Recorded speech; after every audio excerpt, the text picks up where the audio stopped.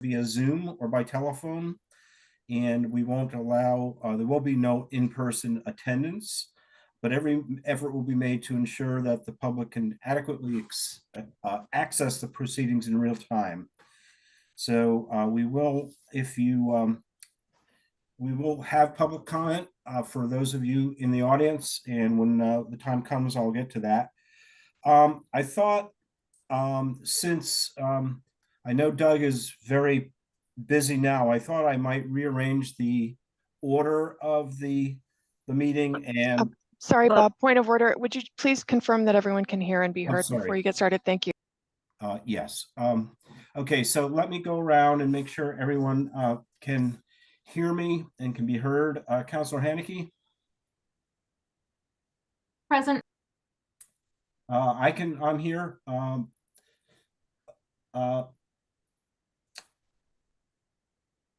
Councilor Shane? Kathy? I can still be Kathy, but I'm here. Yeah. Okay. I don't see Councilor Walking. Bernie? Yeah, I can still be Bernie too, and I'm here. Okay. I think everyone can be heard who's on the council. And if you would please just announce that we're recording audio and video. Thank you. Yes, yes, and we are recording audio and video for everyone who's attending. I thought we would, since Doug is very busy, we would take number 4 first.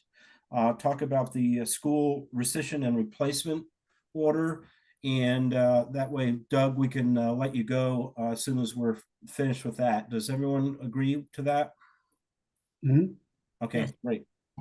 So, Doug, we sent you some questions, and I don't expect that you have written responses or anything, but I think it would be helpful for everyone on the committee to just get a sense of where is the whole track and field project right now? Where is it? How much funding do you have? How much funding do you need?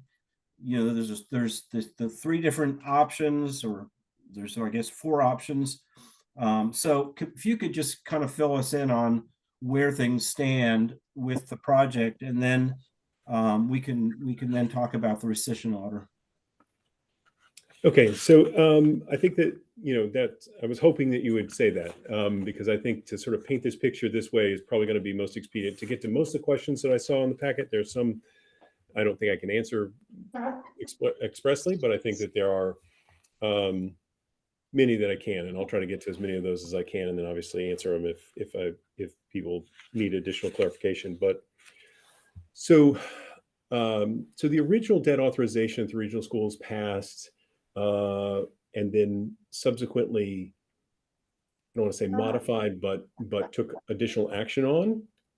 So the original one was passed in March of 2022, and then in January of 2023, they took an additional vote on a sort of secondary piece. Now, the shape of that debt authorization was in some senses by design, and the new one has similar structure to allow some flexibility and also meet the requirements of the DOR. So when we do a debt authorization and we have to go and borrow money, there's a specific amount of detail we need to give about what the projects are, so that the communities that are involved can make a decision about what that is that we're borrowing money for. We have to give kind of purpose and intent and that sort of thing. At the same time, not be too specific either, so that there's flexibility to modify your designs if necessary. But the original authorization was for $1.5 million, which is the first part of that original motion, which replaces the track where it sits currently. It's an east-west orientation by and large, has an interior grass field. There was a second component of that allowed, if enough funding had been determined to be available, that they would rotate the track and explore this larger project as a possible separate version of the project that was allowed. So in January of 2023, the school committee determined that they had a sufficient amount of funding, or they felt they had a sufficient amount of funding, that they could move ahead with that format of the project. But they explicitly made the language such that it was for an artificial surface in the interior field. And so they narrowed the focus of the authorization a little bit in that regard. So subsequently, then time has elapsed, fundraising has happened. Part of the reason they did that was they had advice from the boosters, which were going to be the primary fundraisers, that having that specificity in the motion and in the authorization would be helpful for them, because they could be more specific in what they were asking people to contribute to. Subsequent to that, there's been other discussions about field surface and materials and et cetera, et cetera. And so this fall and this winter, the school committee is kind of taking this authorization up again. So the first step that they did was to rescind the existing authorization, which they can do with a simple majority vote, and they did. So that just basically cancels the one that we had. Then they re-voted a new authorization for the same amount of money with the same sort of twofold structure, where it has a base amount of $1.5 million for expressly fixing the track where it exists at present. And then it had a second part that had a little different language than before. And so the idea was that they would commit more formally their decision to funds that were either received or immediately available for them to receive. In the previous one, it left the determination up to the school committee about whether they had the funding, as opposed to actually cash in hand. The current one is much more explicit in its in language, as far as having sort of the funds more in hand and available for use.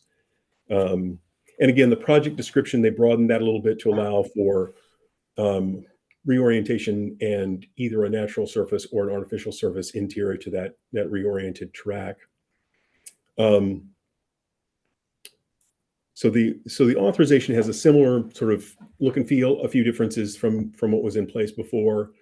And the committee wanted to open the options up to take in the potential of having a natural surface, as opposed to just pursuing an artificial surface. That being said, this is a complex project to fund with a number of different sources we're trying to put together: CPA funding, authorizations from the town, donations, et cetera, et cetera. And so the one thing to keep in mind is, regardless of anything, you cannot contract with a construction company, or for that matter, a designer, but you can't contract without the resources actually in hand. And so regardless of what this authorization says, or what action the school committee took in the past, would take, et cetera, if the money's not there, you can't go out and contract with somebody without actually having sort of cash on the barrelhead, as they say. So I do want to be very clear about that. I think that there are, as was noted in your questions, there are some constraints on different pieces of the resources that have been put forward. I think in sort of question 3 on the first page of that, it lays out CPA funding from 2021. Actually, it would be 2020. It was fiscal 21, but it was calendar year 2020. And those both were just design, so they had much less restriction on those two sets of funds. The CPA funding in 2022, which would have been the fall of 22, I think, and the free cash appropriation both had more explicit restrictions on it. And so my understanding is that if we don't pursue those options, those funds aren't available to us. And so that's a factor for the school committee to consider when evaluating whether to pursue that separate tier of the project. And then the boosters have some restrictions. I think they've gone back. You'd have to check with them for sure. I think they've gone back to some of the donors and said, hey, it looks like the school committee's opened this up to different options. And so if you were thinking you only wanted to donate for purpose, of a artificial surface, let us know. We'll take you off the list and give you your money back, or whatever. So I think that's a fluid circumstance. The $1.5 million original authorization for the track in place is the estimate we had to cover the design, and often it's termed resurfacing. It's a little more than just a resurfacing of the existing track. The issues with the track and that orientation is really relative to the interior field. For track and field, it's fine. For the interior field, it's in rough shape, and it also with an east-west, if you anything with a goalie, which is most sports, late afternoon, you're staring into the sun. And at the same time, if there's not the resources, then we'll do what we have been doing for the last 20 some odd years, and that's playing with an east-west orientation. So it can remain where it is. It would be preferable to change it to a north-south orientation, but it'll depend on resources and whether we can do that or not. So I think that as we move through this, we'll have to consider all of those sorts of things. We have contracted with a designer to start going into the designs. And one of the first things we're going to ask them to do, they're starting to do some preparatory work around, the Tanbrook. They actually last Tuesday were around, we had the fortunate coincidence, or I don't know if it was coincidence, it was intentional, but there was a camera demonstration we were asking a vendor to do, and we took that opportunity to have them look at the Tanbrook culvert. So it was kind of a little bit of a win-win there for us. So it got some information for our designers as well as for the town relative to that. And also they got to evaluate a piece of equipment that they may be bringing to you guys for capital purchase. But nonetheless, that process is getting underway. But one of the first tasks we've asked the designers is to revisit the estimates on the various options that Weston and Sampson had put together for us. The last formal numbers they put together for us, I think you guys quote here in the very beginning of this list of questions. Those are the numbers that they gave us. I think there was when Sean Mangano was finance director and came to the council with a request for additional free cash appropriation. I think he got them to do some quick back of the envelope updates on where those numbers had changed. It's been a very volatile market in construction. It's settling now. I'm not saying prices are necessarily going down, but they're holding a little more steady. So some of that inflationary spikes that we're seeing over the last couple of years have moderated a bit. So I think it's an appropriate thing to ask our designers to do, is to come back and give us, again, a broad sense of the project costs for the different options. It's not a detailed design cost. But it is, in much the same way that Weston Sampson, but they'll give their spin to it. It's a different company than Weston Sampson. They'll take their spin through the number crunching and the design features and the key things, and try to get us an updated number. And so that will hopefully happen in the next 2 to 3 months. It's been a couple of weeks since I've spoke to them, so closer to 2 than 3 at this point. Because I think that's a critical piece of information school committee is going to need. They gave themselves till November 30th to make a determination about that second half and whether they're going to pursue that or not. I think we're going to, and I said this to school committee a few weeks ago, I think they're going to have to make some choices sooner than that, because it impacts the extent and effort that the designers are going to need to make. And it also impacts, and this was something I hadn't considered previously, and it was in conversations with the designers that they mentioned this, is, the difference between not reorienting and reorienting makes a difference in some of the soil testing and permitting that they will need to do around the project. And so that will be a pretty important decision for them to know in order for them to proceed in a timely and appropriate way, and to get permitting for the project done in a timely way. So we want to make sure that there's enough time to get through Conservation Commission, et cetera, because there's, we're close enough to wetlands that all those things are needing some review by those other boards in the process. So I think that the decision point, although it says, November 30th, I think the school committee is going to have some level of decision making that they're going to need to do earlier than that. They may still leave themselves open with some options. We'll see what they do and how they proceed with that. But I think there's going to be some of that needed just to give proper and fair guidance to our designers to not have them have to develop 2 projects, which will be much more expensive than what we had budgeted for that, and one of which would be not possible. So we are going to have to give direction sooner than later on some of this. I think as far as the interior field is concerned, I think that's still I think individuals have very precise determinations of what they think we should do, but I think more broadly, the committee has taken the approach of having it open for conversation. There's a difference in the initial price tag, but I think there's a total cost of investment that we have to look at on this kind of a choice, and a number of other factors that are part and parcel of that conversation as well. And all of that's going to be part of those conversations that we have with our designers when they come to us with price. I think is to have some conversations about total cost of ownership and also what are the differences between the surfaces and what you get and what you don't get with those different surfaces. Again, how much we can do or not do is going to be dependent upon total funding available and whether some aspects of like say CPA funding or town authorizations that are separate from the debt authorization need to be revoted or altered in some way. I think the other thing, some of the language, like may be applied or some or all of the following in the language is you have to be descriptive to the DOR, to meet the DOR Department of Revenue requirements when you want to go borrow money.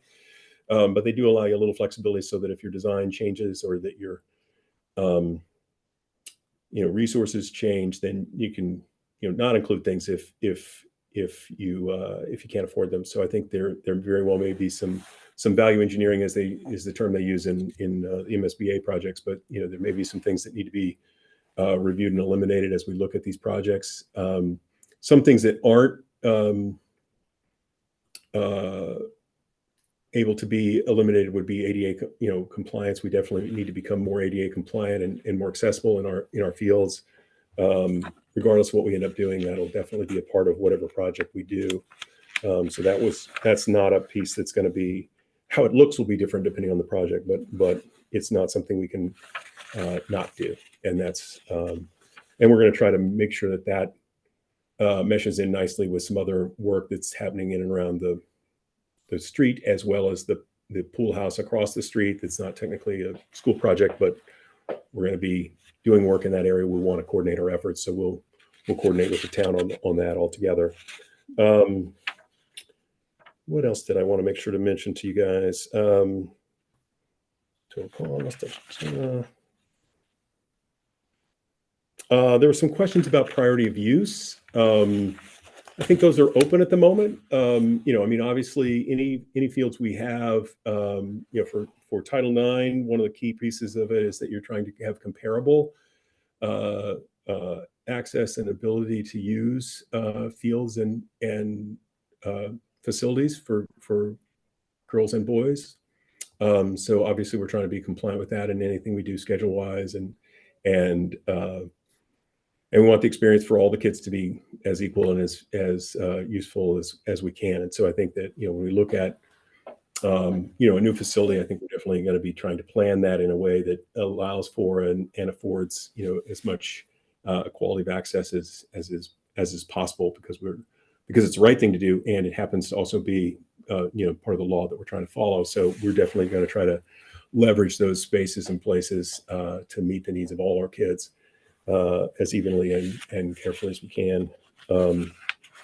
And the other thing I will share with you, just talking about debt authorizations, just a little, how does the mechanics work? So debt authorizations, whether it's for this or for any other purpose, so the regional school committee can vote a debt authorization.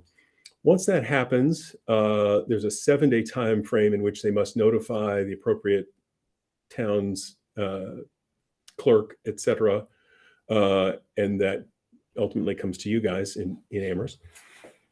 Once that's happened, there's a 60-day window of opportunity for the town to take action, any one of the 4 towns to take action relative to that debt authorization. So by default, there's what I've termed, and it's my term, is a pocket approval. So if you take no action, it's approved if 60 days elapses. If not, if you want to take action, and or one of the other 3 communities wants to take action, in the 3 other communities, the select board would have to notice that, and would have to, because the appropriating body is town meeting in those 3 towns, they would have to call a town meeting for that purpose. In Amherst, because we now have a town council, it's really a matter of whether the council decides to take that up as a formal vote or not, and they're not compelled to. I think the school committee's thinking was it's for the exact same amount. It's the exact, not exact, but it's the same purpose and intent. We're just opening the option of a different interior field surface if we are able to find those funds, and so they felt it was okay to vote off cycle. Typically, with the regional schools, what we try to do is to have all our debt authorizations get approved at the same time as budget, so they can go into if any one of the towns wants to take up the approval or disapproval of a debt authorization, they can do it as part of their normal cycle of town meeting. Many times towns don't put it on their warrant at all if they don't have any feelings about it. I mean, it's the select board's choice as to whether to include it in their warrant or not. Same with the council. It's up to them as to whether they want to put it on their agenda or not and take action or not. But we typically do it we vote those debt authorizations the same time we vote the budget. So it hits the cycle of everyone and hits theirs, because they all will have Springtown meetings. So it gives them an opportunity to put it into their Springtown meeting if they choose to. And it's part of your budget cycle in Amherst. So I generally strongly discourage our use of debt authorization off cycle, but it's not unheard of and not impossible. It just is a little more difficult. The other thing to know about debt authorizations is that if any one community rejects that debt authorization, which they have the right to do, it rejects it for everyone. So that's why it's in a pocket approval, a default approval mode. But if a single town decides to vote it down, it kills that authorization. And so then school committee would have to go back and reauthorize debt in some other way.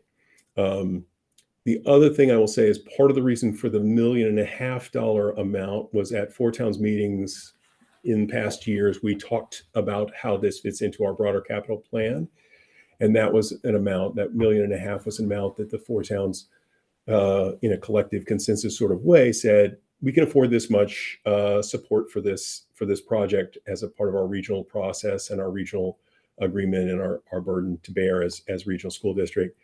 We just really can't afford more than that. We've got other capital things we want to support and other operating things we want to support. So that's where the $1.5 million is been sort of vetted with those over the years, and so that has not changed as far as the amount. Again, that amount is well, we'll get updated numbers from our designers, but was originally a pretty strong number for a resurfacing in the existing location. So I think I hit most of the topics, but I'm going to stop there and see what questions people have and if there's other things I can answer. Yeah, before we start, we've had Councilor Walker join us and Andy Steinberg. Councilor Walker, can you hear us and can we hear you?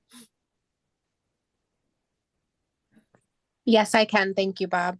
Great, thank you. Andy? Yes, and I was on by telephone from the beginning of the meeting. You didn't call on me, but I was there. Okay, sorry. Bob, can I ask you to take up one quick other housekeeping item?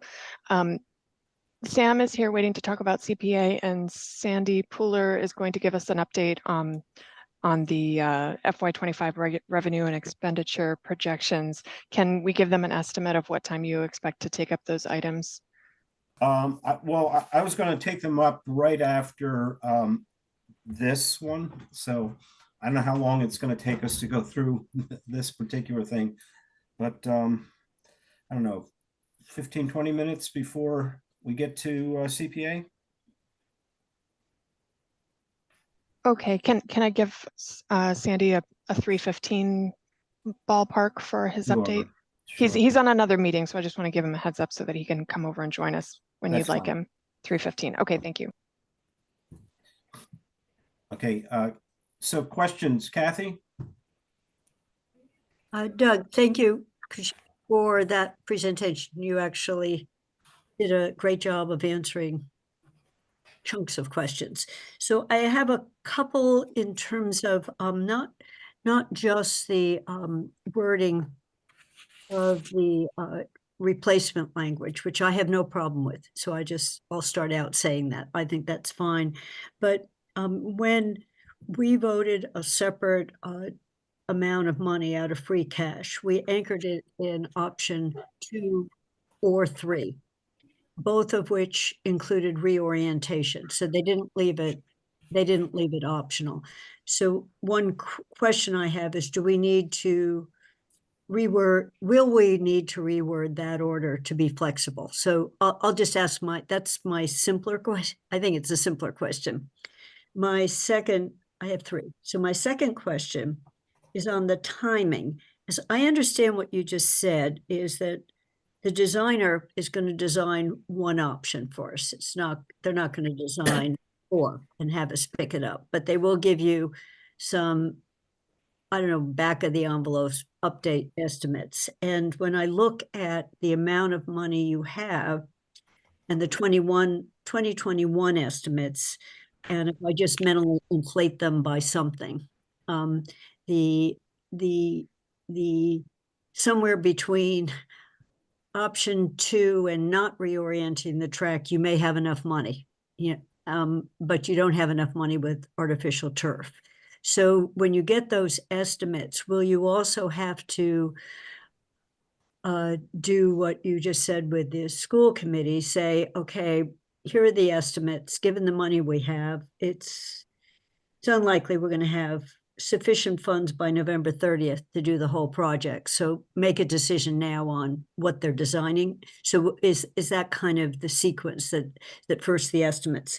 Then my third, and I couldn't find it in the Weston and Sampson. So one of the issues with the fields, and you mentioned Tanbrook, is they don't drain very well. So they talked about doing the field with better irrigation and putting money into the field, but I didn't find the word drainage. So did I just miss it? So when we talk about larger projects, is there something to get in under it? And I'm particularly asking that because in the Fort River School project, that's a fairly substantial expense to make sure that if you put grass on top of the dirt, it's not bubbling up and the water is draining in some way, so is that in there somewhere and I just didn't find it, or is that a given? So the current wording's payment of all costs incidental and related to, so it clearly could cover that.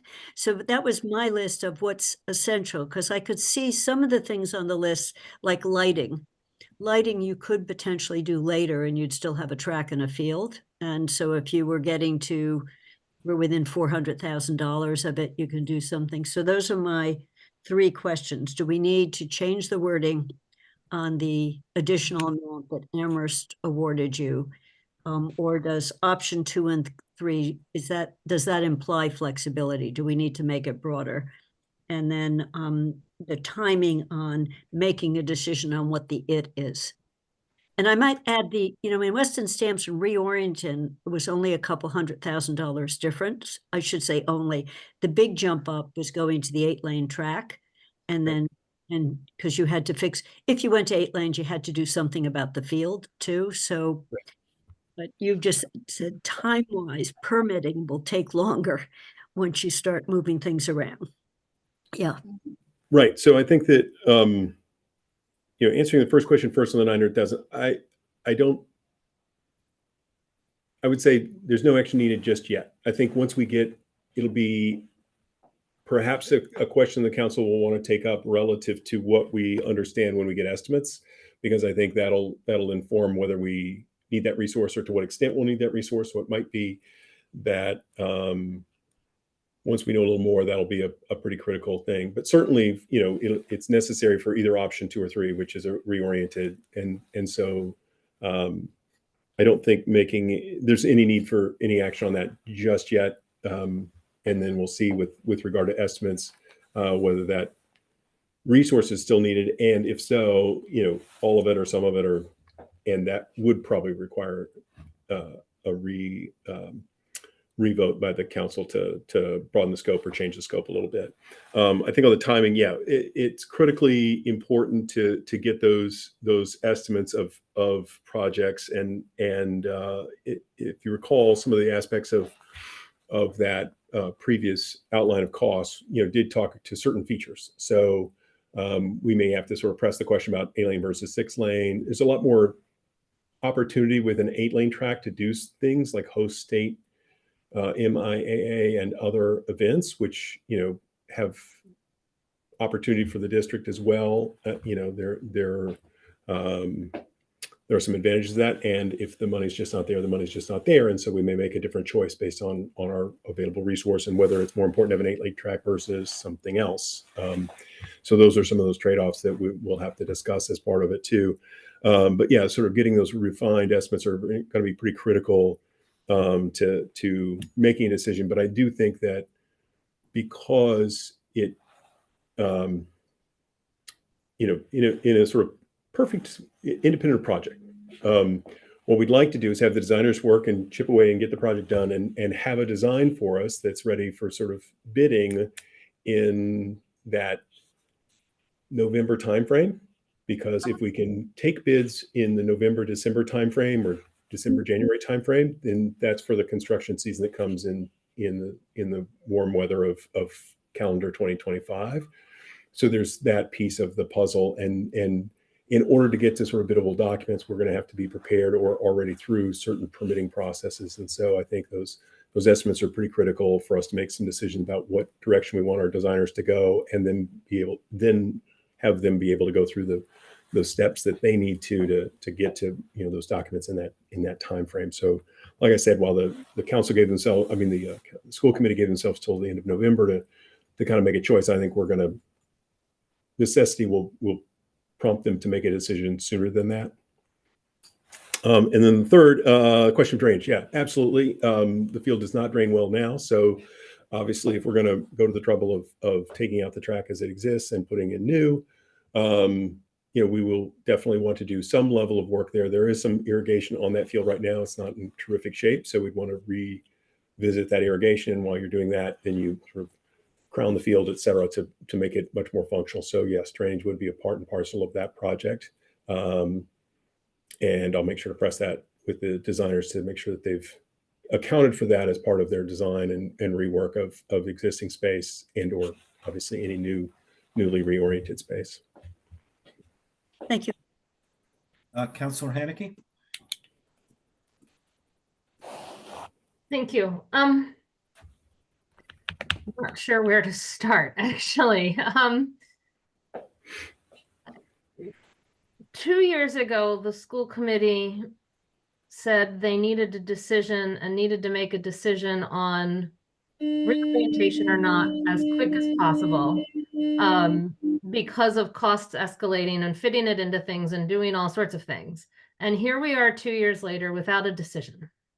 And yet that $1.5 million authorization has now been rescinded, and we're asked to reauthorize it again with the same unknowns that were present 2 years ago. In fact, potentially greater unknowns, because we're now being asked to reauthorize it without any cost estimates that are close in time to when we're authorizing this bond. I mean, we're looking at cost estimates from 3 years ago, and the 60-day time frame from what you just said will expire before we have updated cost estimates. Unless I misunderstood you, we have to vote. We have to make a decision with, if we do not want to pocket approve this, the decision needs made and a vote needs to happen by March 19th, I believe, 18th or 19th, somewhere in there. Yet you said you'll have updated cost estimates in 2 to 3 months. That's April or May. So I'm struggling with how I even make a recommendation when we don't even know whether the $1.5 million authorization will actually cover the cost of an option one that, from all intents and purposes, the school committee doesn't even want to do. So I guess I don't know how to even discuss what our recommendation should be with that, but I do have some specific questions about the wording in this order. Can I answer that first one first? Is that all right? So I think the school committee was feeling that the authorization for $1.5 million was, and sort of rescinding and reissuing it because it was for the same amount. The level of risk for the communities and the project was still essentially the same. So they didn't expect any discomfort or pushback from the communities relative to that. I made it clear it's within the purview of all 4 communities to take action if they so choose. So I think they felt it was the same. And I think that, again, the reason for $1.5 million goes back to the original conversation with the 4 communities from a couple of years ago about the level of support they felt they could afford for this type of project within our capital plan. And so I think, again, that's why the number is what it is, and it hasn't changed. So I think those are 2 pieces that help. And again, the variability of answers to some things are the same. I think, again, the sort of first part of the authorization is the critical part relative to the minimal amount of project that would be done. I think there is strong interest to have the more expansive project done, but again, it's overall project cost and funding available are aspects in determining whether that can move ahead or not move ahead. But we need to track whether it's in the place it is now or reoriented. We need to track, but we're not even clear that the money they are seeking to borrow and that they're seeking us to authorize to borrow will actually pay for a track anymore. Back in 2021, when we were asked to make this decision and recommendation back in 2022, we at least had numbers that showed that $1.5 million would cover option 1A. We don't even have those numbers now. And so that's part of my struggle. But I want to go back to some specific questions about November 30th and the wording that requires has been received, sufficient funding has been received. Those are 2 different phrases I want to get into and hear better answers for. What constitutes sufficient funding to choose to reorient the track? Is it a full 100% by November 30th? Is it 90%? Is it 80%? Because my understanding is, and you can be more clear with that the region has not sought new CPA allocations from any town or a modification of Amherst's CPA allocation. And given the timing of CPA requests in all of the towns, cannot do so and receive an answer by November 30th. Correct me if I'm wrong, but I do not believe any of that CPA money that is mentioned in sort of that new chart, particularly with the asterisks for Pelham, Schuster, and Levitt, could be received or even known if it might be received by November 30th. And so what is sufficient funding? What kind of percentage are we looking at? And what is has been received mean? Does it mean that the school committee is counting our 800,000 for that is restricted to an artificial turf field as received, even if they choose option 2, a grass turf field that it can't be used for? Or is it only received for an option 3? I guess this is part of where I'm struggling with. What are we really being asked to authorize, and what kind of risk are we taking in authorizing a borrowing that has so many unknowns, including unclear language about how those unknowns would be resolved? So I went back and forth with bond counsel about the language a little bit with intention. So when we go with the language has been received, that means it has to be either authorized or explicitly given. So, for example, that would require, for example, if I wanted to give $10,000 to the project directly to the school district, that would, and I could promise that, but until I actually donate the money and the school committee accepts that, it's not received yet. So that's one piece of, that's stronger language than was the case in the previous authorization. In the previous authorization, it says has determined, which just meant that they had a level of confidence that the money was available, not that they actually had to have it in hand. So that's one distinction there. And I think the school committee wanted the flexibility on sufficient funds. Again, I think that's, we could have put a dollar amount in. That's what we had in the previous version. They moved away from that as an option. And I think it depends. So I will say this, though, just back to the question of, in-hand authorizations, if they have restrictions on them, they apply in cases, so if you're wanting to do, project A, and project A is one that's, allowed under the authorization, regardless of which one, CPA, free cash, debt, et cetera, if that is, in-hand authorization, if it's for that purpose. So if, for example, the 900,000 has options 2 or 3, if we go back to 1, that would not be available to be counted toward a project that would not involve reorienting the track. It would be able for either one of the other two. If you look at the CPA funding of $800,000, I believe it only has the artificial surface involved there. If they're considering an artificial surface project, that funding is available for that. For any other project, it's not. So I think it, depending on which one they're evaluating, there's different totals available to the committee for that purpose. And again, I think the third thing I'll say is just that, and part of why you can have language like sufficient funds is because, again, you can't contract for service delivery without actually having the resource. So if you've authorized and it has restrictions, so some of these that are in conflict potentially with each other, most are not. Some are more just narrowly defined than others. Some are more narrowly defined than others.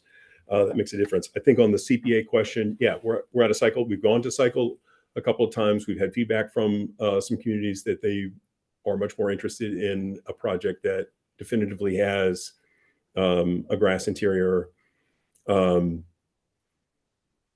The only, so yeah, those are not going to be available resources to be counted in hand before November 30th, unless there's a willingness by a community to take up their CPA out of cycle, which they can technically do, but then they're going to have to actually, to appropriate it, they would have to either do it off cycle or do everything but appropriate it off cycle and then appropriate it the following May. So I think that's, those are funds that aren't really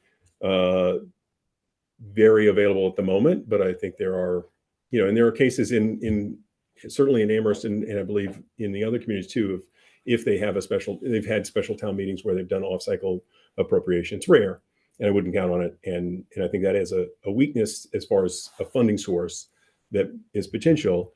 But I think it's a concern as far as getting a more funding available for the project sooner. Can I follow up on that? Go ahead. Thank you. So if it's off cycle and you don't expect, it doesn't sound like you expect to apply off cycle either. And you were looking to go out to bid in November, December, but anything on cycle won't be available to July 1, 2025 for those CPA communities. Is it basically true that that should not even be considered as part of how the school committee would determine if they have sufficient funding? Because it's not going to be available by the time they'd have to sign a contract for construction? Right. No, I believe that's correct. Yes. So CPA funding from the other communities for additional resources is not something that's going to be available or be able to be considered as formally available by the time they're going to need to make a decision. And to be quite honest, getting back to the earlier thing, I think we're going to have to make some level of decision about sufficient funding much sooner. And then whether we can actually, you can make a decision much like the school committee did in January of 23, where they made a determination about funding level being sufficient. But we could have entered into design contracts at that point, but we couldn't enter into construction contracts at that point because the actual available funds weren't there. So I think, yeah, that's a difficulty for a more expensive project, is that things like CPA funds would be essentially unavailable when decisions have to be made.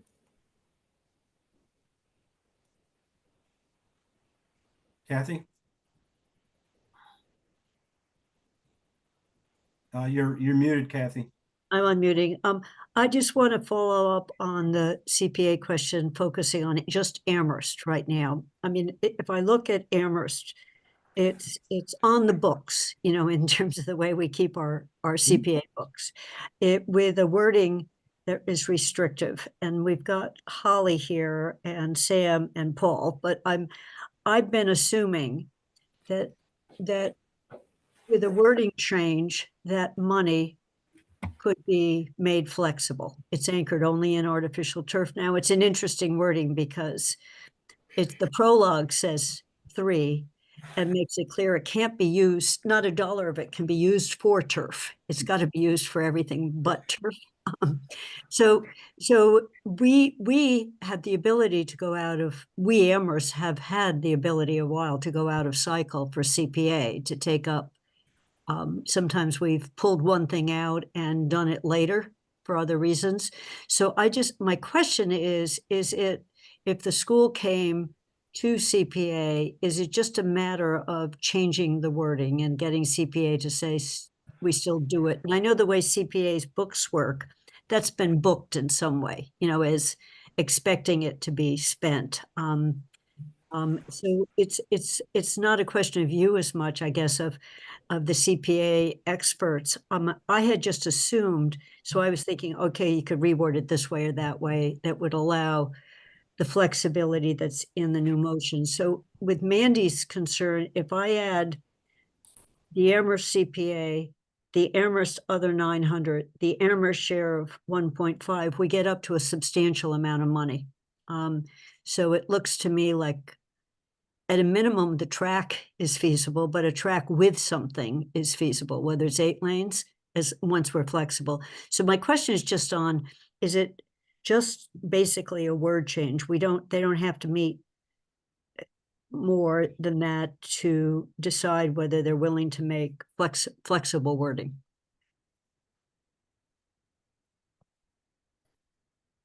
And maybe, if people on the spot don't want to answer that, that's fine with me. But I had asked it at the council meeting too, because I was thinking that it's just a change in some wording, and CPA was always, what they were trying to do when I was there at the meeting was make sure that the money went for the larger project rather than just the track. And when asked what is the larger project, they were told 3. They weren't told whether it's either 2 or 3 or some combination of 1.5, 2, and 3. So it was, we're not buying just a track, we're also buying field. And there was a lot of discussion, field, the word field kept coming in. So I think it's just a matter of word change, in which case it's a fair amount of money will be on the table for people to be looking at options. It's not quite a bit more than 1.5. Yeah, I wouldn't offer a suggestion. I can offer a suggestion of an answer for the CPA technicalities, but I think I will just offer this: is that part of You hit your mute button, Doug. Sorry, what I was saying was I wouldn't offer an answer on CPA. I think I know, but I wouldn't profess to know for sure. But I think that the reason for the explicit language about not paying for the turf is because whether it's grass or it's not an allowable CPA expense. So they were just being very particular about it's this project and we can't pay for this part of this project because it's not allowable under CPA. I think the other question, I defer to the staff on town, the town staff to answer that. Thank you. Andy? Yeah, I have a concern about whether we are engaging in a process that is going to give us all of our athletic field needs, and or whether we're going to be in a position where because of decisions that get made down the line, we may need more fields in order to have fields that are adequately maintained for all sports at all times for both girls and boys sports. And the second thing that I'm concerned about is maintenance, and whether you've done any calculations as to what the maintenance costs are and how you whether you expect to be able to meet the maintenance expenses of the various options.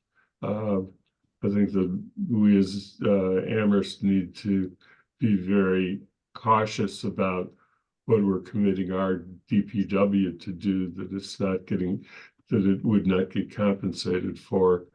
which makes me think about those issues. So I don't know if you have any comments on any of that.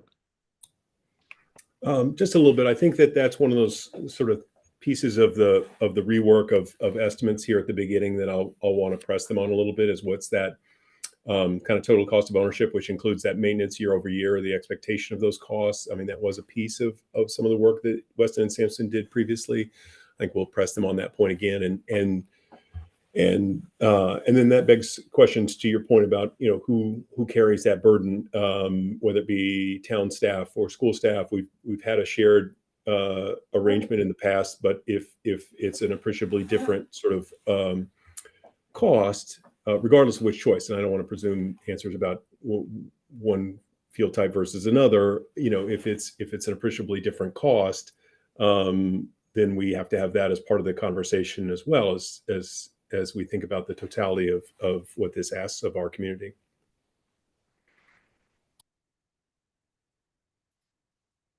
Any other comments?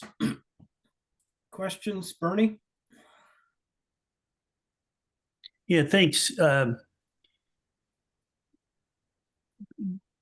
not going to throw a button here, but I will start by thanking Doug for all the work he's doing on behalf of the schools and the town. I think it's very much appreciated, and I just want to say thank you for it. My question would be, pretty simply, when are we going to know what we're buying? And two, who is going to be the person who authorizes the purchase? Who will be responsible for saying a sufficient appropriation exists, which is required by law? So I think, when will we know? I think that I think it's going to be pretty quickly after we get some, like I said, some estimates from our designers that update the numbers that we have. I think we'll frame this in a way, and I think that, you know, and this ties back a little bit to Councilor Haneke's you know, sort of questions and concerns around, you know, CPA sources outside, et cetera, et cetera. I think that, you know, we're going to have to make a pretty firm decision in probably about a 3-month window of time. I think we're going to just have to figure it out one way or the other, and the school committee will be the one that decides that, because they're the ones that vote that debt authorization to which this is tied. So I think there's some critical questions over the next few months, and particularly about, you know, once we get estimates back, that they'll have to grapple with and make firm decisions on, for a number of reasons. Some is to give direction to designers, some to give direction to fundraisers, some to give directions to you know, to the town about what things we are not going to tap into as far as current authorizations, et cetera, et cetera. And who's, just to kind of follow up on that, I'm glad you mentioned at the start that the cost of ownership is going to be calculated into this, because I think one of the concerns I have is that the ongoing maintenance costs are just going to somehow get washed into one budget or another, or be wished away, only to surface later and cause us some problems. But again, Doug, who's going to be the person who says, all right, we know that we have sufficient funds that we can go forward with the purchase? Regional School Committee will have to make that call, because it'll tie into that activation of the second half of that debt authorization. So I think they'll have to bring clarity to that. The debt authorization is sort of one thing, and then a second tier that they give it. The timeline gives them till the end of November, where they can make the decision sooner if they choose to. But I think that'll be the Regional School Committee that's going to have to execute that decision and formalize that project. Okay, thanks. Any other discussion of this issue? Okay, Athena, Councilor Haneke? Yeah, I guess I just want clarity when you mean discussion. Questions for Doug, or are we discussing this as a committee to try and get to a voted recommendation today? Or are we holding that off for 2 weeks?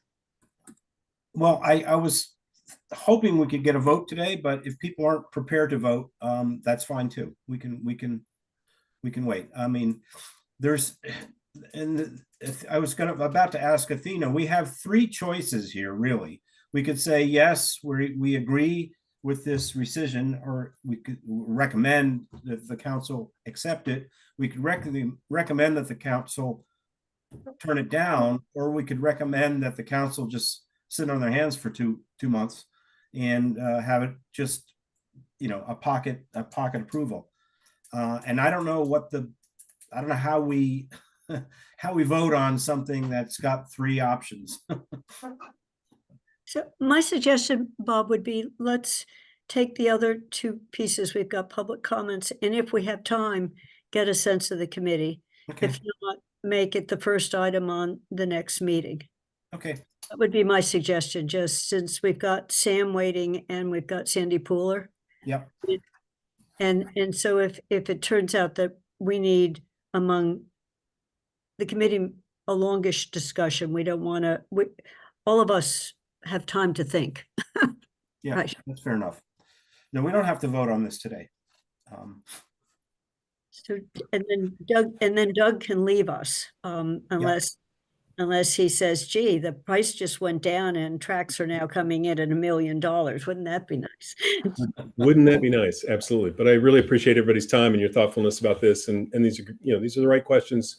These are the same ones I'm, dealing with and thinking about as well. So I appreciate you guys thinking about this deeply and wanting to be good stewards of the town's money. So appreciate that. And I fully want to give you guys the answers that you need. So if you have others that you have that come up, feel free to reach out. Okay, well, thank you, Doug. So why don't we, since we have Sam here, why don't we move on to CPA?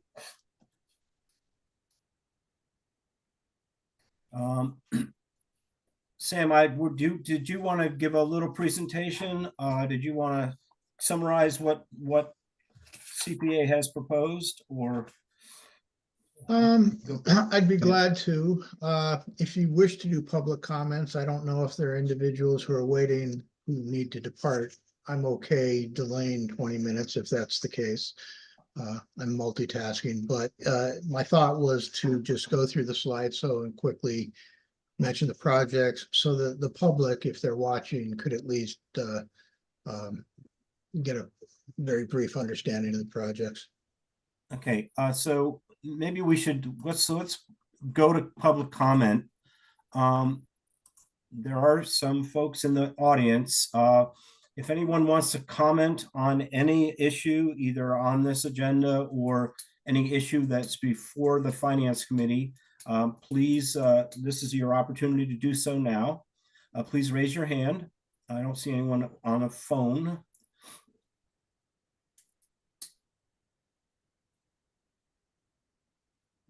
Okay, I don't see any hands raised. So I guess we'll just move ahead to Sam's presentation.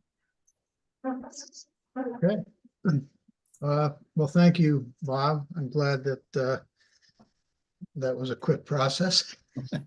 There was a slideshow that was presented to the town council and the finance committee maybe a month ago or so. I'm wondering if that could be displayed. Sure, give me just a moment, please.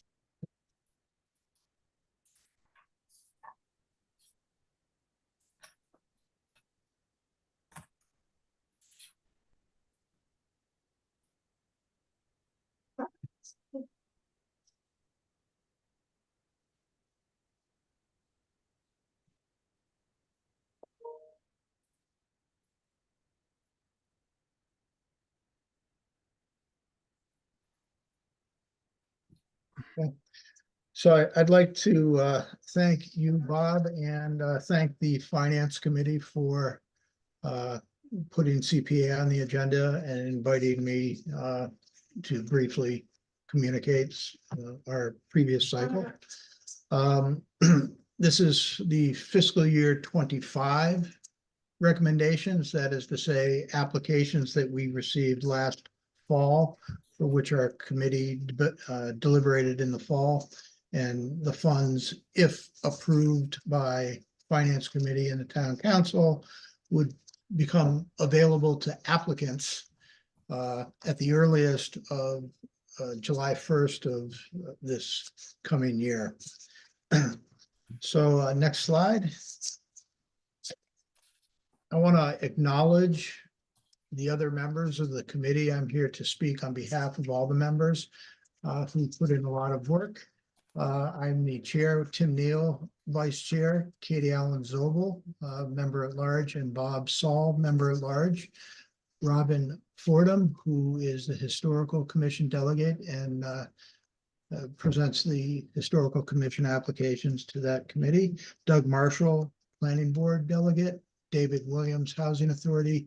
Matt Kane, Recreation, and Michelle Labby for the Conservation Commission. I'd also like to acknowledge the hard work of town staff. Holly Drake, who has been very helpful with all sorts of requests, and who also had to pick up after the departure of both Sonia and Sean. Dave Zomack, who has been helpful. And I also want to acknowledge the council liaisons, Pam Rudy, previously Kathy. Next slide.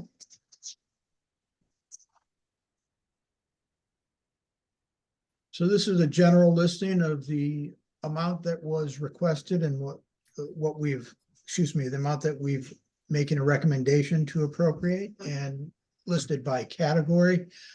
You'll see in red, the total is 2.375 million and change. And the majority of this cycle falls under recreation.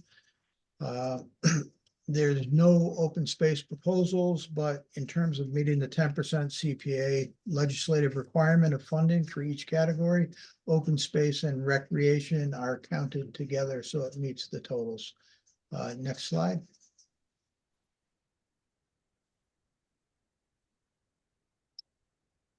This is a listing of all the proposals that we're recommending. If you wish to look at a synopsis at a later point in time, I'll briefly talk about each one, but here they are by category.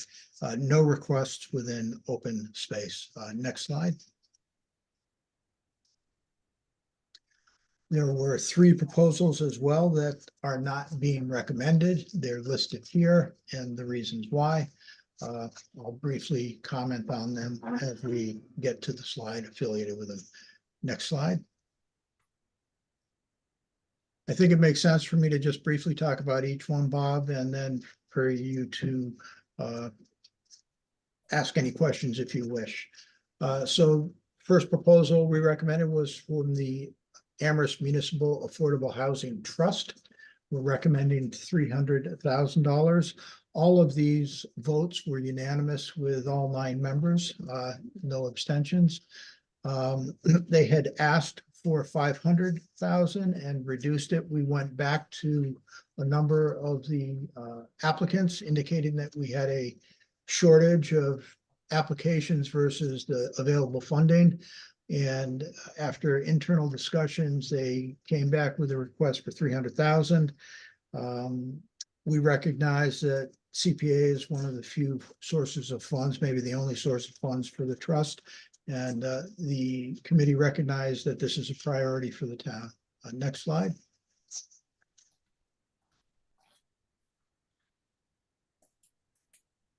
Can we advance to the next slide? Maybe not.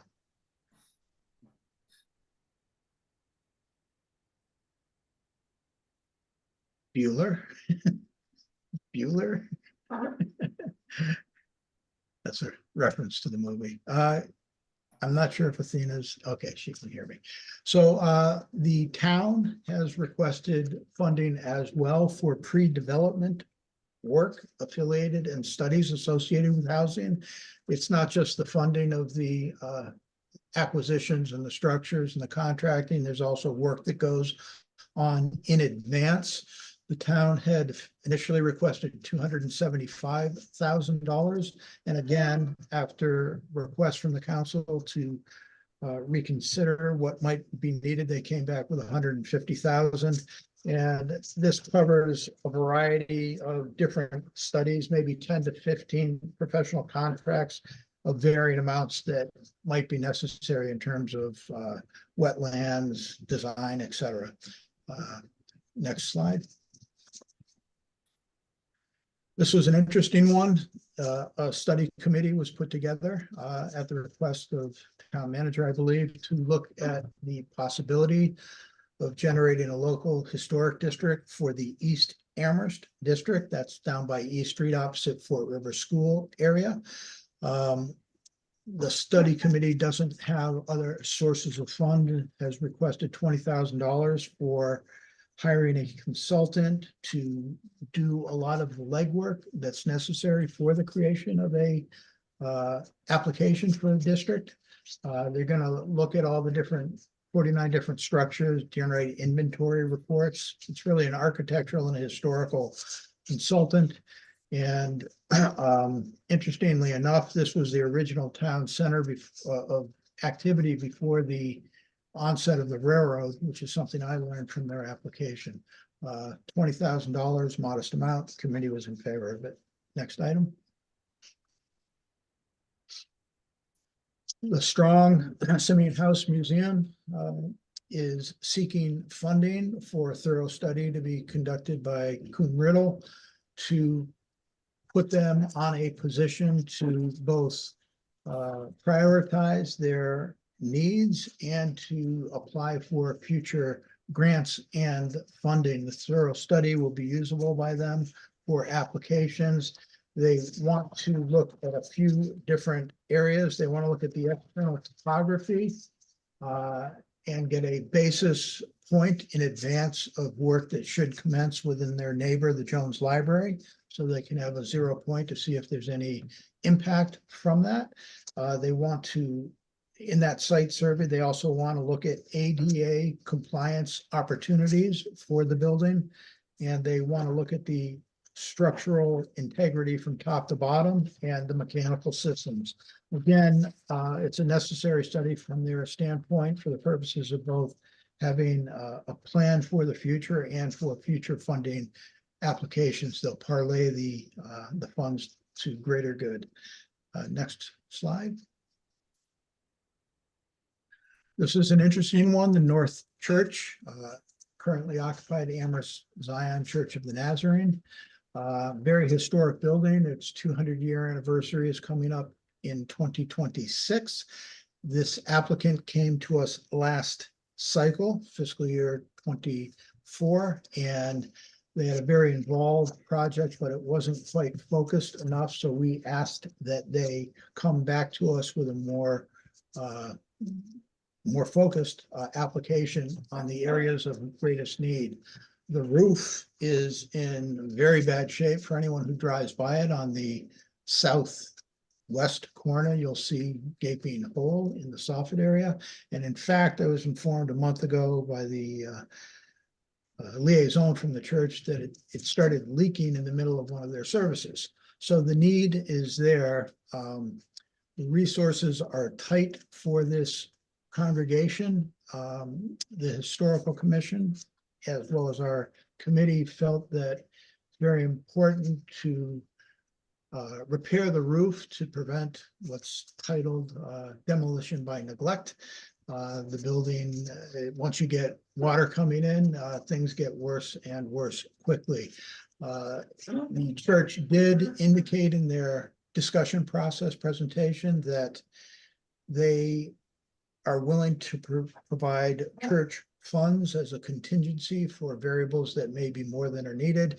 And they also spoke to a bank about financing for future needs, and they were led to believe that the bank would provide them a loan. As a committee, we didn't consider all of that beyond the urgent nature of the roof repair, recognizing that if nothing gets done, that there can be problems there. So we approved this year's application from them. Their application request was for $177,911, but we added $5,000 for the creation of a historic preservation restriction And I had emailed the council, which your committee members would have received, that it's the historic preservation restriction that is the, I guess, the protectant of the building going forward. It stays with the deed so that the building can't have the roof fixed and then be turned into something completely different, torn down. There are restrictions on the outside of the building, which aligns with the Mass Historical Society and the Amherst Historical Commission goals. So next slide. The north and south cemeteries, if anyone's walked through, they'll notice quite a number of damaged headstones as well as some monuments. The town applicants initially requested $150,000. Again, in lieu of in the lack of funding or the lack of available resources, they came back with a lowered request for $100,000, removing the removal of the north fence that was a part of their initial request. Committee was very much in favor of preserving the portion of our history related to the damaged headstones. Next. Another interesting project, the North Amherst District 1 Neighborhood Association. They've been working on this for a number of years. Meg Gage and others have spearheaded an attempt to document the extensive, interesting history of the area, both in terms of the structures that are no longer there, but also the impact and relationships of the various structures to the town in general, as well as the Native American Nonotuck who were there, and the impact of the Mill River. So they have a lot of different areas they're looking into. This is phase 2 of their project. We gave them 12,000 plus a couple of years ago, and it's to document the 9 different non-physical sites and 3 correlated issues that I mentioned. The intent, the funding will be used to hire 2 50-50, half time each consultants to do the research, which will allow them to document the history. Next slide. Oh, excuse me. And they did raise $15,600 of their own money that they're contributing to the project. Next slide. Pictures worth 1,000 words. Mill River tennis courts. Hazardous, dangerous, and a safety issue. I remember driving by that and looking at it a few times years ago. Yes, it needs repair. 2 courts. Priority 60,000. The committee was very quick in the decision to recommend this project. Next slide. Similarly, the softball facilities throughout Amherst, 3 different locations. The town is seeking to repair them. The 3 locations being Kiwanis, Brock Park, and Community Field. A number of community members spoke up in favor of this project, indicating the genuine safety risk that exists around many of the bases. In fact, one of our committee members had hurt her ankle while playing, and it's not just a typical sprain, there are actual divots around it. So it's not simply an aesthetic and a playability, it's a safety issue as well. So the committee was very much in favor of supporting the update of these facilities, which will come into greater use as Fort River School begins its construction and the fields there come offline. Next slide. This is a follow-up on the War Memorial Pool area. Doug Slaughter mentioned work that would be going on here potentially. The request was for $750,000. The total project that's envisioned is in the $1.5 to $2 million range.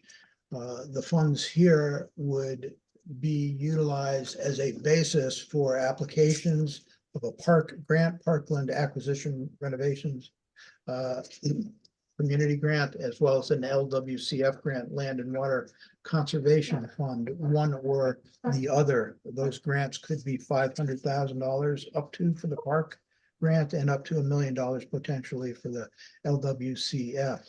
A lot of work is needed. If you go by there, you can see the basketball courts and other areas. Basically, they're looking to entirely re-envision this. There's already funding that was given for the planning of the bathhouse, but this is much beyond. It's the entire area, which would be in a part of the overall recreation plan for the town in a very central, very widely utilized area. The committee was in favor of this. Next slide. Town recreation trails, widely utilized in town. They initially came with a request for $100,000. That was reduced to $86,000, again, to accommodate the request of the committee to try and achieve our have our available funds match the projects that we're recommending. Like last year, the committee had more requests than available funds, but this year the committee decided that it did not wish to bond projects as it's done in the past, but rather to allocate the available resources without extending debt down the road. But again, there's 80 miles of trails in Amherst and all sorts of work. This is for the primarily Puffer's Pond, Larch Hill, and potentially Hickory Ridge area. Next slide. So this is one of the projects that we did not recommend. It was a historic preservation submittal from private owners, Michael and Kimberly Como, to essentially move their house, which is located close to the road on Northampton Road, down by the lights at the intersection where Ginger Garden is a little ways up by Amherst College. They wanted to move the house back on the foundation to get it further from the road. The committee did not believe that there was a large enough public benefit and that there were more cost-effective ways to address the damaged foundation and or any risk from the road. So the committee did not vote to recommend this project. Next slide. So this was an interesting proposal from the town and recreation department regarding funding for pickleball courts. The desired location initially was Kiwanis Field off of Stanley Street. They came to us, the town, a year ago, and an initial $120,000 was recommended and approved by finance and town council. There was some concern from the neighborhood residents association, and after a couple of different meetings and discussions, it was decided by the town that they wanted to review options further to identify what would be the best location fit in Amherst for pickleball. They wish to proceed at some point, but they need to revisit the planning for it. So this proposal was withdrawn, and I wouldn't be surprised if it comes back again, potentially in a different location. Next slide.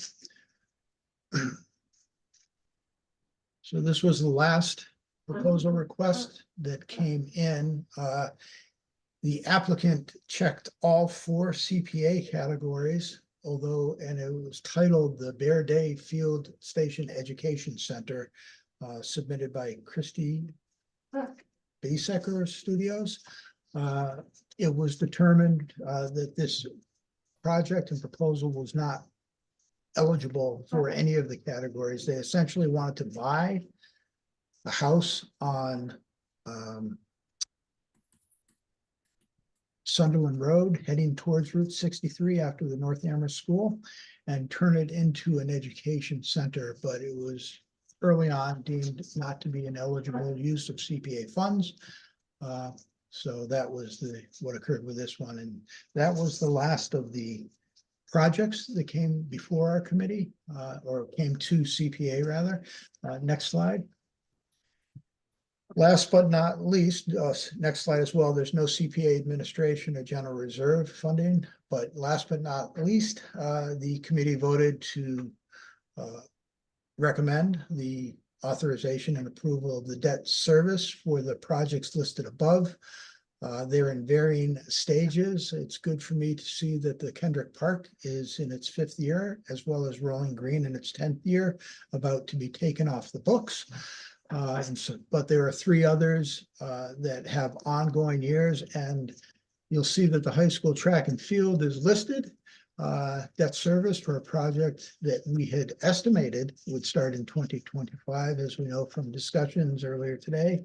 It's uncertain what will occur there, but that should summarize all the proposals, and I'd be glad to respond if the committee wishes to any questions that I can assist with.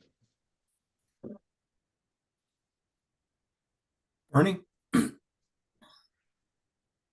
Yeah, I believe last year it was Tim Neal who raised the issue about the amount of borrowing that's done, and I've learned from my time on the finance committee with Tim always to take his concerns seriously, and I'm glad to see that the CPA committee is avoiding borrowing now and basically doing pay-as-you-go projects. I think that's I feel much more comfortable with that.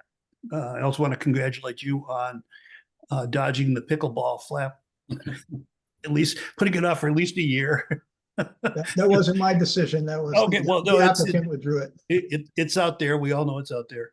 And I should issue a sarcasm alert. Was there any discussion about the tennis court refinishing being natural grass versus clay?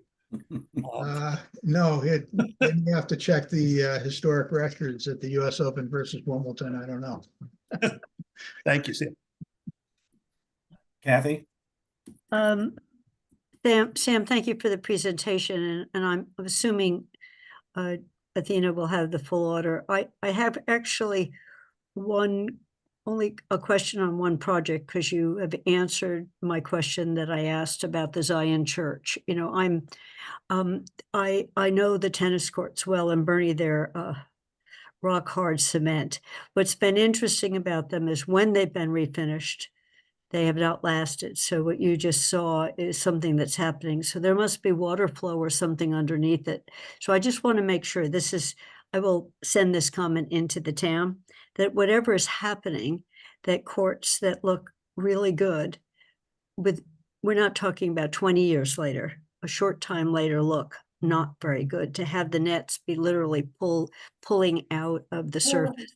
And what he didn't show is it's kind of an interesting crack. There are cracks on virtually all the white lines. So it's like if you put down the white line for the service, let's put a crack there. The back line, I'm going, the cracks seem to be located in a place that That's a new surface. I thought, so I just on my question on the Zion Church, for those of you who didn't hear it, is the church is in pretty bad shape if you look at it from the outside. And I have no doubt it's historic. It's fantastic. These are all my neighborhood.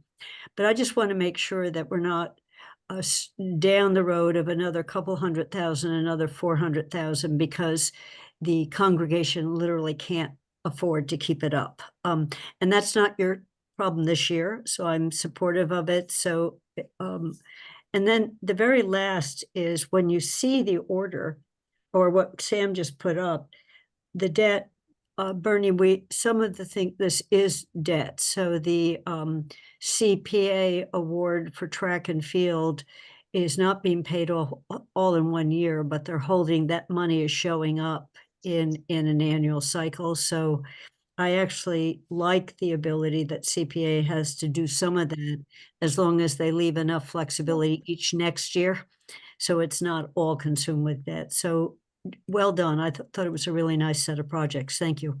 Thank you. Let me make one comment, Kathy, regarding the tennis courts. In their application, town staff referenced that the source, at least the perceived source of the damage, was the significant tension that existed in the method that the net posts were put in.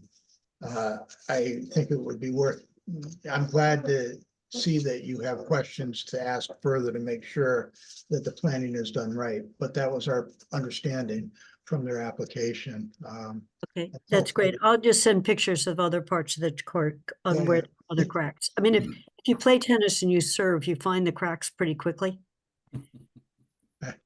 Yes, I believe you. Thank you. Counselor Haneke? Thank you. I had similar concerns about the Zion Church in North Amherst and their ability to even maintain and preserve any funding repairs for the funding that we're giving them. We're you know, this proposal is for roofing. They have a maintenance budget for the entire building of $16,000 a year, they say, in their application. Which, so I worry, as Kathy did, about ongoing, are we putting money to a project that won't be able to be maintained even what we put the money to? Did you have any conversations? So I'm curious if the committee had any conversations with the Zion Church representatives about that. Similarly, I have a couple questions about a couple of projects. On the Moore Memorial Pool project, it does look like that this project is in furtherance of the Community Fields Master Plan, so yay. But I'm curious whether the committee asked about the planned playground that is within that master plan for within this project at War Memorial, given the fact that Kendrick Park has a playground 2 blocks away. Did the committee have any questions or discussion about what ages the potential for a playground and splash pad would be that they talked about in their application to focus on? Are they looking at more focusing on teenage play areas, which would complement what's at Kendrick, or something else? And just, were there conversations about that? And the historic district money, I agree it's not a lot of money. I worry that granting this money sends a potential message that the creation of the historic district is favored or not. And given some of the language in the application about why a historic district is desired, and some quite negative language about a number of people living in our town. For example, they wrote in their application that a historic district would prevent, quote, the construction of prefab shoddily built student hotels which detract from and devalue the town and benefit only a handful of landlords. That's a direct quote from their application. And as well as a quote about rapid changes occurring in the area, including a new school and a proposed adjacent overlay district. And my understanding is there isn't even a proposed adjacent overlay district. Did the committee, did CPA talk to the applicants of the historic district money about their reasons behind this that might not necessarily just be seeking to preserve really necessary buildings that represent or are, you know, are integral to our town, versus seeking to stop changes to our town? Thank you, Mandy. I'll go in reverse order. Appreciate as always, your thorough review and precise questions related to all areas in the town. I'll go in reverse order. I had just read again that proposal application today with the language you referenced, and it does jump off the page. As a committee, we did discuss the various benefits of the project as proposed, irrespective of any editorial input that the applicants might have made. We tend to, or I tend to, I speak for myself, try to separate the substance of what is being proposed versus individual opinions that might exist. We did hear from the presenters, and the committee and the historical commission was also very much in favor of it. the Historical Commission and applicants did distinguish between the potential in the longer term of creating a local historic district versus the value of generating the inventory forms for the 49 individual properties that are there. Those items, those individual inventories, which do get submitted to the state, do provide some benefit from a historical preservation perspective for those specific properties, because it documents the existing condition and can be a basis down the road for looking at alterations on the houses that are comprised that inventory. But in terms of the overall referenced goal of a local historic district, it was recognized that there are other steps beyond whatever the town might choose to do. And the committee did decide that it was worthwhile to provide the funding regardless of what does or does not occur with the local historic district based upon the research. So that's my long-winded answer. Regarding the pool, Kendrick Park certainly widely utilized. It's great to see that that's come about in the town, to the surprise of all, just how widely utilized it is. I don't recall if we discussed the age brackets. We know that it's adjacent to the high school and adjacent to the pool. And they may have submitted it, and forgive me if I'm not seeing it at present, but the committee recognized just the very wide usage from current observation and from past personal experience that area has for the town, as well as the current state of it, and recognize we don't know what's going to occur with the rest of the athletic playing fields, but we recognize that the central area for town community members, just the value in it, regardless of what the town chooses to prioritize on the specific items. So we didn't really, to my recollection, delve into that, but I can look and I'll check and I'll let you know via email if I see that we did. If we don't, we'll consider it a pocket lack of awareness. Referring the earlier one. And your first question was on the North Church future needs. We did discuss that both in their prior year's application and this year. It's one of the reasons we asked for a much more focused presentation or proposal for this year application. We did not necessarily we did not see demonstrated capacity from the applicant that they would be in a position to be able to handle all of the different, I would call it wish list of maintenance items on their property.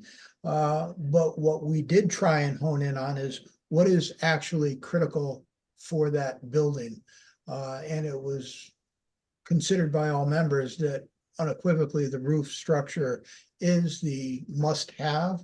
And we didn't get into what they may or may not choose to do with painting of the structure, because that would not have the same, it's in jeopardy, I would phrase it that way, based on my own observation and experience in its current state.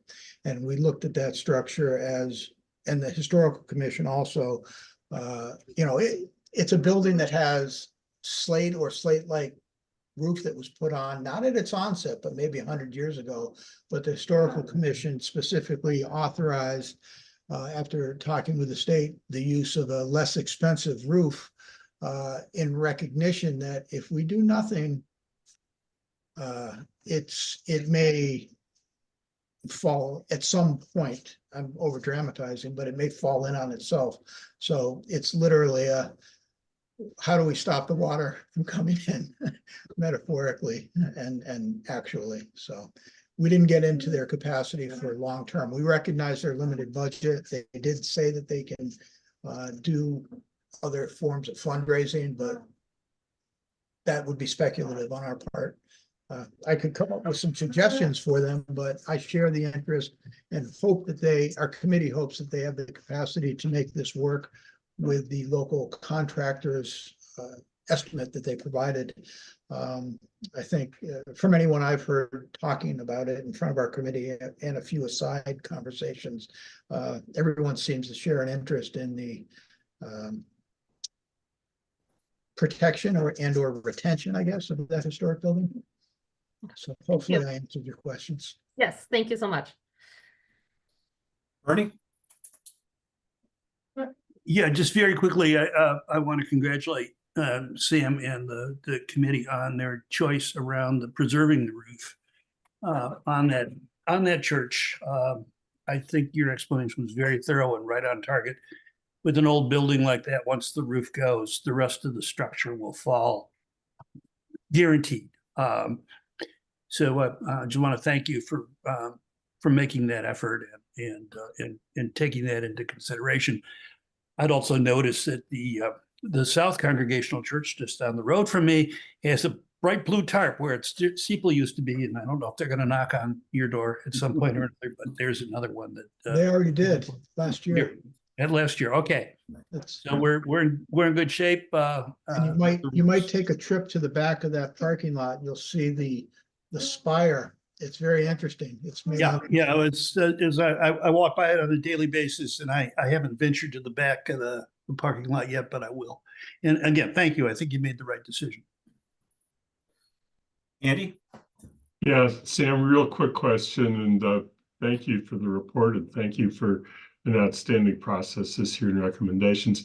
I was surprised that there was nothing put in there for administrative expenses, because we do have administrative expenses every year, including belonging to the coalition. Do we have reserve funds, or how is that being covered? We do. We had allocated a few years ago, it might have been 3 years ago, about $50,000 towards administrative expenses and or signage. That's being depleted, but there's still a significant amount remaining. I don't have the exact dollar amount. We did communicate with Holly and previously with Sean to confirm that there was sufficient funding to meet not just this next year's expenses, but thereafter. There's advertising. It may be 7,000 a year or so that's fixed. It might be a slight variable, but that's going to happen regardless of what's there. But there is a reserve, and there is a sufficient reserve certainly to meet the next cycle, and I believe for a couple cycles.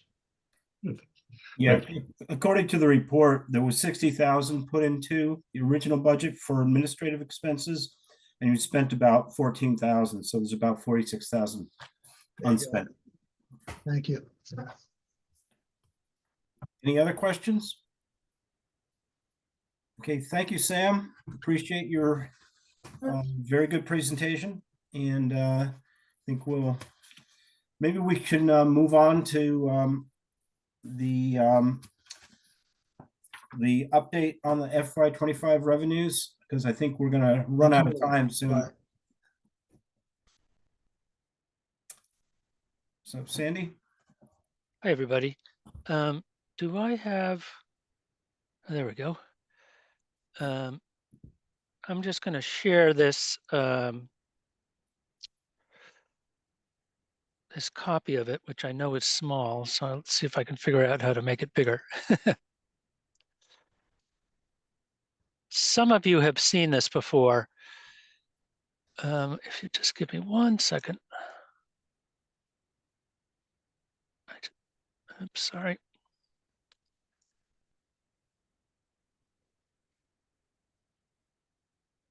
All right. Is that big enough for you people to be able to see? I can see it.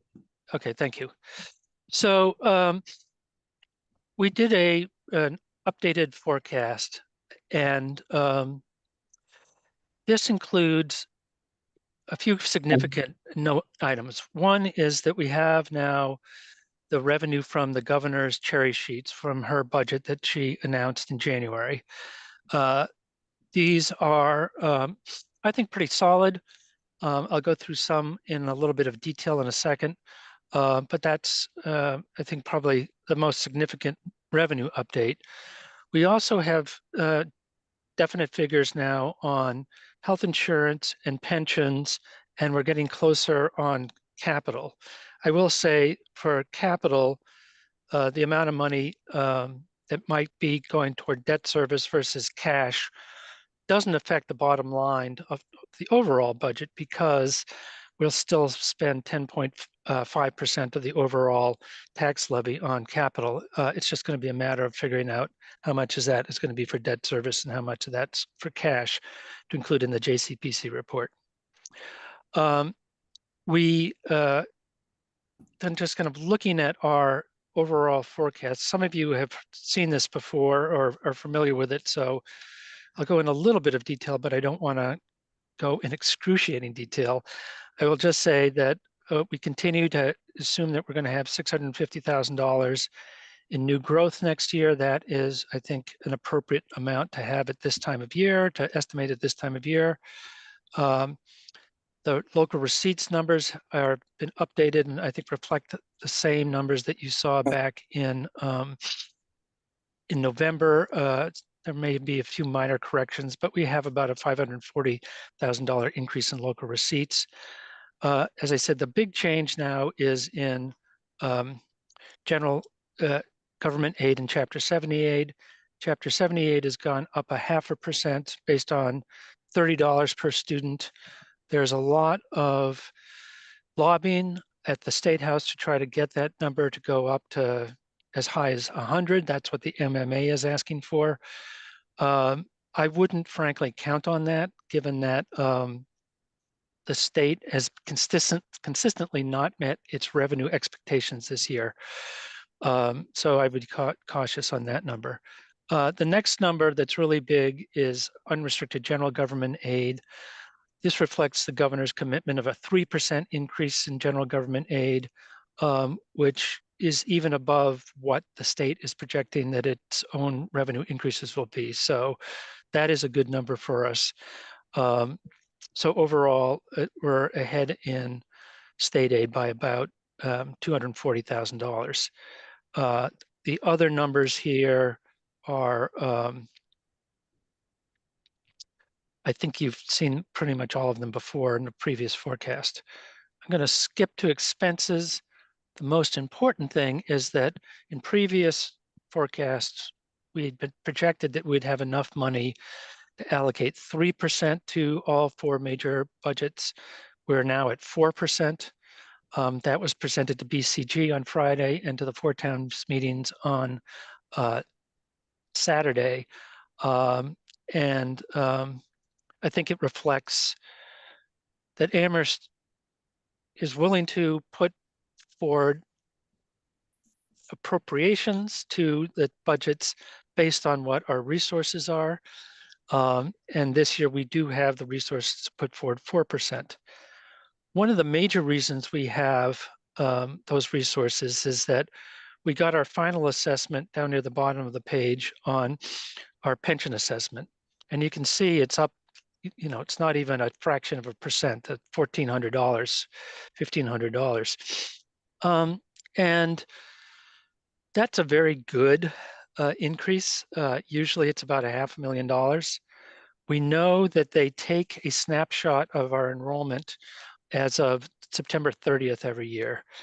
And we know on September 30th, we had certain positions in the town that were vacant, probably more so than maybe in previous years, so that our overall pension assessment was lower than we might have expected. So for FY25, that's good news because the assessment is the assessment. That's what we pay and that's what it comes in at. If it comes in low like this, it gives us more money to spread around in other things. I would warn that I think it's likely that it will come in higher next year. I don't think it's going to double. That would be a big increase. But I do think it shows that FY25 is a lucky year for Amherst. And so, you know, because we had that one-time big savings. with all of that in play, we have a surplus of $14,000, which in a $97 million budget is nothing. So that is the quick and dirty. I am happy to answer any questions people may have.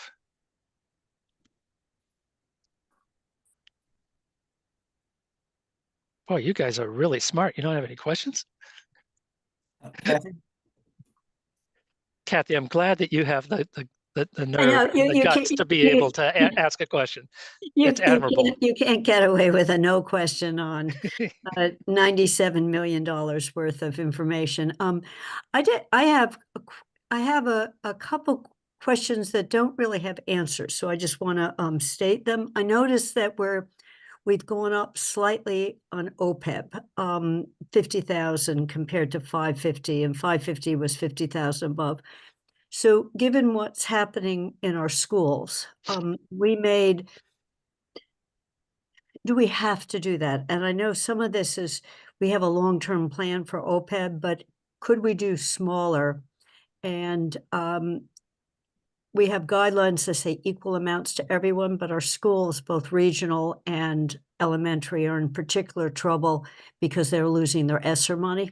And some of what they did to deal with COVID,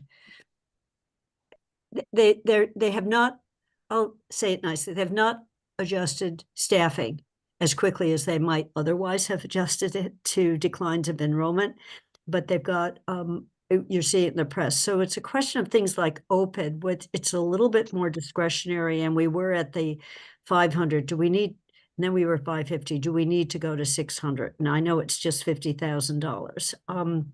So that's my my question there. Mhm. And we've been budgeting in a way, you probably started this way back when that we get good news every year in the fall that, we've got a margin built into some of this, which is smart, on a little bit lower and a little bit higher. So aside from the 5% that is a comfortable margin, is that 5% still built into this? And it's just not a line item that says, margin. Okay. Rather than your bottom line of 14,000, which, as you said, is not even rounding error. Right. So I'll try to answer both those or all three of those questions. As to OPEB, there's no legal requirement that we increase funding. I think it is consistent, as I read it, because this happened before I got here, consistent with what the town has been doing, has been trying to do, to show to the rating agencies that we do have a funding plan in place. And I think they like that. I don't think that makes a huge amount of difference, 50,000 one way or the other, but I do think they like to see that. I would also say that I don't think $50,000 is going to make a bit of difference in the school's problems anyway. Yeah, no, So, I was going yeah, back to so- the earlier year that was 500, so it's 100,000 over this 2-year period. But yeah, I agree. Yep. And then as far as the two issues of the school's general budget challenges and the equal distribution of money, I would say the equal distribution of money is a policy question that's been in the town for a long time. It's certainly the case when I was here. I teach a class on budgeting at UMass Boston, and I give that as an example of one of the ways that cities and towns can split up their money. So I think to deviate from that would be a major change in how the town has run its business over time. There have been some minor exceptions in the past where the town has thrown a few $100,000 maybe toward the schools for some one-time expenses, or even I think a few years ago maybe built a one-time bump in. I know when I was here on 2 years in a row in the elementary school budget, the superintendent told us that we had given her too much money and she asked us to cut her budget by $100,000. So for 2 years in a row, we did that. That I have to say was unusual. You don't see that a lot around the state. But I do think if the town were to deviate from that, that would be a big discussion that is kind of at the BCG level or council level and manager level and at everybody else level. I do think one of the things about the school budget, you've mentioned positions and so forth. It has always been my position not to get in arguments with schools about how they spend their money, because as a municipal finance person, I usually lose those arguments. What I can talk about is how many resources the town has and what money we were able to put on the table. The school committee has made various policy decisions, whether it's the number of people they keep on staff, the level of which they've settled their collective bargaining agreements, the number of programs they have and so forth, that are all really in their court. And I don't try to second guess them, but they do have consequences for what their budgets tend to be.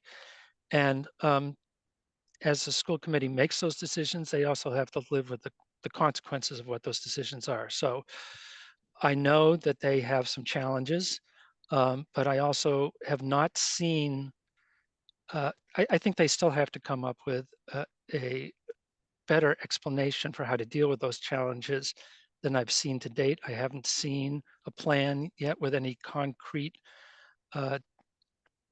decisions in place that would get them out of their long-term problems. And so I think just giving them a lot more money at some point before we saw any evidence of that would not solve the problem. So that's my little soapbox speech about town and school budgets.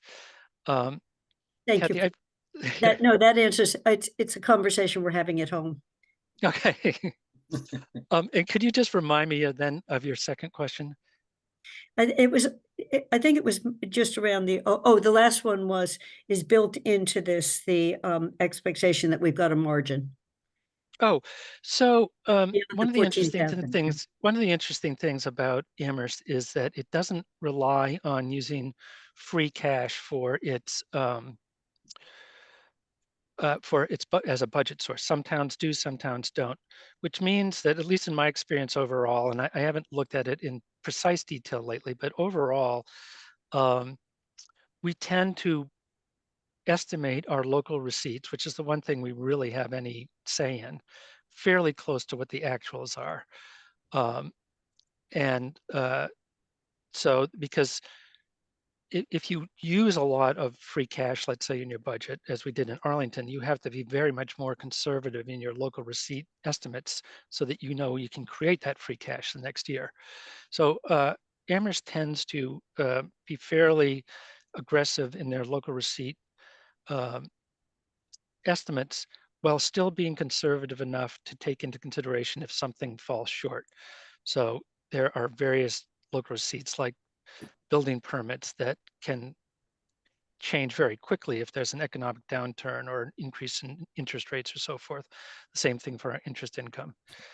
The one thing that has probably been a little bit conservative in the estimate is new growth at 650. That is lower than the actuals over the last few years. Again, that is a number that isn't guaranteed at any one year. You have to have new building going on for that to happen. And I'd say it's a very typical thing for cities and towns to estimate new growth at this range of conservatism because until we hear from the assessors, which will be months from now, what that true number is going to be.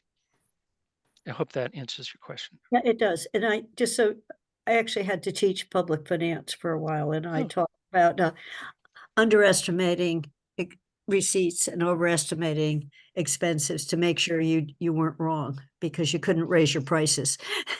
Exactly. As opposed to the private sector. So thank you. Yep. Okay, any other questions for Sandy? Next item on the agenda is the recap of the BCG and the Four Towns meeting. Paul, do you want to give your impressions of those two meetings? Sure. it might be better for a member, one of your representatives at the meetings to do that. But basically, we shared the information that you just received from Sandy. We've sent out that spreadsheet so you can look at it in your own time. And this is the opportunity for us to share it with the Finance Committee of the Town Council. I think generally at the BCG meeting, there was relief, I think, from the members of the school committee and the library trustees who are dealing with increased expenses as our town offices, town departments, and pleased that we were able to achieve this one time. I really do look at this as a one-time 4%, aberration because of the pensions. And then at the Four Towns meeting, I think there was a general again, relief and thanks to the town of Amherst for moving to 4%. It had a side effect of increasing Shutesbury by a marginal amount. All four communities said that they could meet the commitments that they had said under the formula that they would have to provide. It doesn't mean that it solves any of it gets a bit closer to the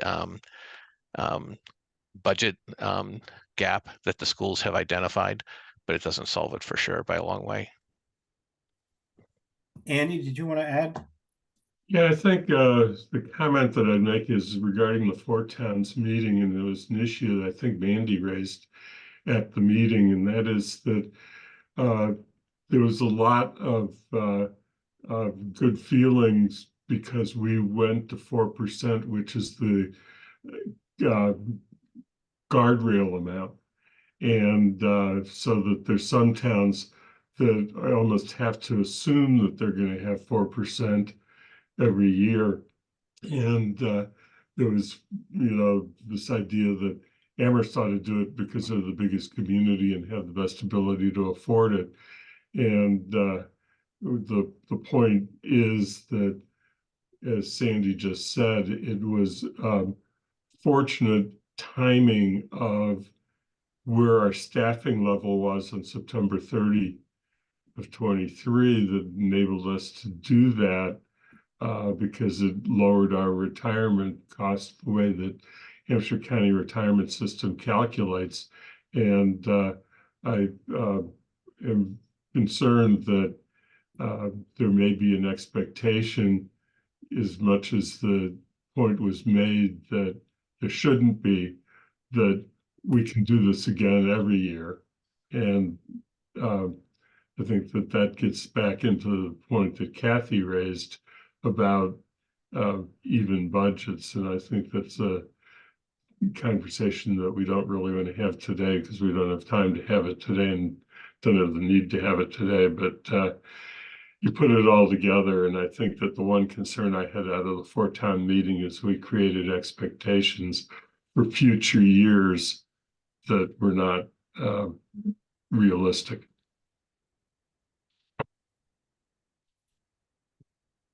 Yeah, we tried to make the point that that the 4% we couldn't count. They couldn't count on that again next year. But you're right, Andy. A year from now, they'll forget about that. We're now at 4 o'clock. I don't know if you want to go through this draft surplus property disposition now, or if we want to just discuss it next time. Any thoughts, Athena? I just wanted to point out Dave wasn't able to join us today. Okay. The new draft went into the packet either today or yesterday. So I'm wondering if committee members have had a chance to take a careful look at it. But if you wanted to postpone it to the next meeting, then I think Dave will be able to join us. I also wanted to note that the changes that committee members have proposed right now haven't been reviewed by KP Law, and we're going to look for that review before we ask the council to adopt the new policy. There was one question that was outstanding towards the end about the hearing, the requirement and schedule, and I couldn't find a reference in the general laws to a hearing requirement, but most of the other surplus property disposition policies that I looked at from other cities do have a hearing requirement, and the select board policy, the existing policy, has a hearing requirement, although all of the policies that I looked at allow the council to waive any of the requirements in the policy with a 2/3 vote. So I would just like to confirm with our town attorneys that that's not required, and that the committee could recommend some changes to that timeline if they wanted to, or to include a waiver with a 2/3 vote if they wanted to as well. So, Bob, I think we should postpone because I read it really quickly, and then do what we did last time, but this can be much more focused. If there are any remaining issues on different lines, I had one, but it's not major. It's sort of a question, and then what Athena just said. So I'm fine with waiting until two weeks from now. And then with Mandy's question about the other item, if to continue the discussion on the regional schools, what finance wants to recommend.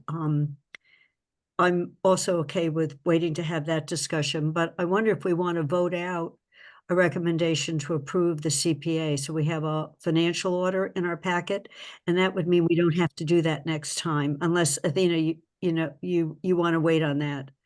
The council public hearing on the appropriations outside the budget is scheduled for March 4. And so that gives the committee an opportunity to hear the feedback at the public hearing and then vote a recommendation before the council vote at the next council meeting. Okay, So we were not anticipating the committee voted a recommendation today. Okay, so we don't have to. So anything like, I'm looking for what can we get off the agenda? And I noticed we have minutes on the agenda, and I did read the minutes, and I think they're just fine. So is there a proposal then to accept the minutes? I only saw minutes from one meeting, so maybe Right. it said two, but I saw the one, and those looked fine. That was the election. So I make a motion to accept the minutes. That was January 23rd. And I'll second that. Okay. Let's go around. I'll go first. I vote yes. Bernie, Support? Kathy, Yes. Andy, Yes. Commissioner Walker. I think she's left. Is she still here? No, she left the. Okay, so she's absent. Commissioner Haneke? Aye. Counselor, sorry. Okay, so it's 4 yes, 1 support and 1 absent. So we'll accept those meetings. We got one thing off the agenda. I think given what Athena said, CPA can wait until after the March 4th council meeting to come back on our agenda, probably. Yeah. I think we can wait on that. That sounds good to me. And just the next agenda, whether people, this is a suggestion, but I don't feel strongly about it. The minutes, if we each said, one of us will read the minutes before the next meeting, so they can do what I just did now, then we could avoid a backlog where so we could vote quickly on it, or we could actually have that person read the minutes and say they're fine. But I want to make sure spending as little time on minutes would be my preference, given that we've got Zoom recordings of all of these. Yeah, I agree. And I want to, as you said, I want to get them off the agendas so we don't have a big stack, in May. Okay, I think that's it. Any last questions or comments? Okay. Thank you. Please Thank you, adjourn Have a nice rest of your day. at 4:05 p.m. Great. Everybody, take care.